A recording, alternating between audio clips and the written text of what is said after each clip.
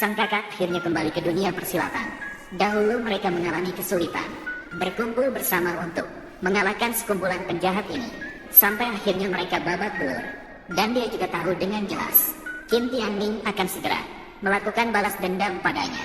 Benar saja, Qin Tianming setelah melihat bawahannya terluka parah, dengan tekad bulat bersumpah untuk menangkap sang kakak dan menguburnya hidup-hidup. Saat itu, berbaring di tempat tidur sakit, bawahannya memberitahu Qin Tianming. Saat pertarungan sengit hari itu, sang kakak membawa anak perempuannya. Qin Tianming segera mencurigai bahwa sang kakak rahasia melahirkan anak perempuannya sendiri. Karena 20 tahun yang lalu, dia dibuat pingsan oleh dirinya sendiri.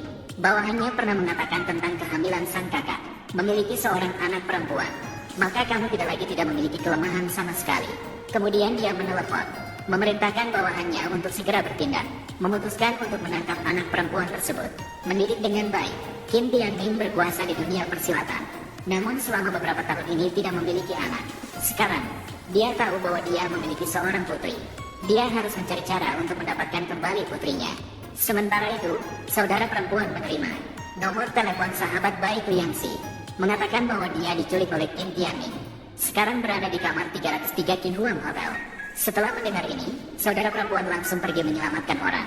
Namun ketika dia tiba di hotel sesuai alamat, membuka pintu namun menemukan di dalamnya gelap gulita tanpa suara sedikit pun. Dia masuk dengan hati-hati dan perlahan, namun menemukan seseorang yang tidak ditemui bertahun-tahun. Qin Tianming duduk di depan matanya. Dia langsung menyerang dan memerintahkan Qin Tianming untuk menyerahkan sahabat baiknya. Apakah Liang Xi tidak berada di belakangmu? Saudara perempuan diserang tanpa kesiapan. Dia berbalik dan terkejut menemukan serangan itu datang dari seseorang yang dulu sahabat karib yang pernah bersama dalam suka dan duka. Dia baru saja akan mulai berbicara, tiba-tiba merasa lemas di seluruh tubuh. Akhirnya dengan wajah penuh ketidakpuasan, pingsan di lantai.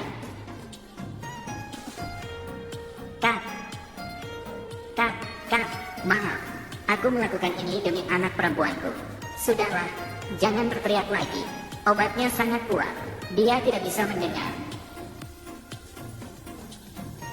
Aku sudah melakukan apa yang kau minta. Di mana putriku? Kamu masih butuh aku untuk apa? Untuk apa? Ambil ponsel Shen Mei. Ambil foto dia. Kirimkan ke anak perempuannya. Mengapa tidak kau yang melakukannya sendiri? Jika ingin anak perempuanmu aman, lakukan saja. Hari sudah terang. Tidak ada yang mengangkat telepon. Tidak ada kabar sama sekali. Ibu.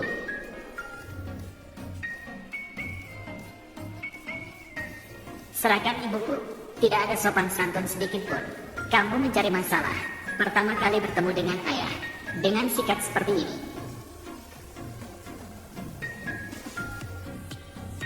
Aku tidak punya waktu untuk basa-basi denganmu. Sekarang serahkan ibuku. Kalau tidak, aku akan memukulmu sampai kau menyerahkannya. Aku tahu kau pandai berkelahi. Jika meletakkan Shen Mei di ruangan ini, tidak ada yang bisa menahannya. Lihatlah keluar jendela.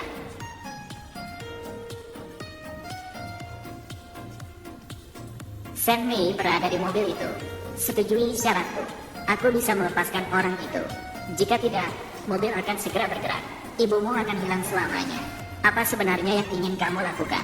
Kembali ke sisiku. Aku akan membesarkanmu dan mendidikmu. Mendidikmu. Kamu. Mendidikku. Apakah kamu ingin mendidikku menjadi penyelundup manusia? Kelompok pengawasanku tidak terlibat dalam kegiatan ilegal.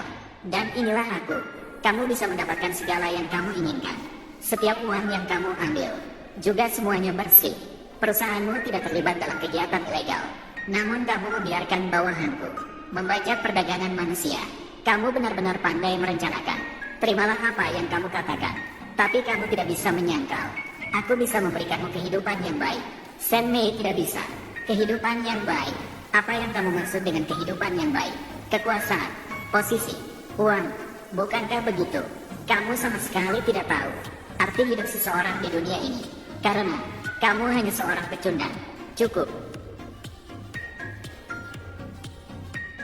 Asalkan aku memberi mereka sinyal, mobil akan segera pergi. Aku tidak yakin setelah mobil pergi, apa yang akan mereka lakukan. Aku akan bertanya padamu untuk terakhir kalinya. Apakah kamu akan ikut pulang bersamaku? Asalkan bersedia pulang bersamaku, kamu akan mendapatkan segalanya. kamu bisa mendapatkan segalanya. Apakah masih ada yang perlu dipertimbangkan? Jangan berpikir, aku tidak yakin setelah mobil pergi, aku tidak akan kembali dengan perawan sepertimu. Mengemudikan mobil, menuju pinggiran kota, menguburkan Saint May hidup-hidup. Kamu melewatkan kesempatan terakhir untuk menyelamatkannya. Ibumu mati karena kamu.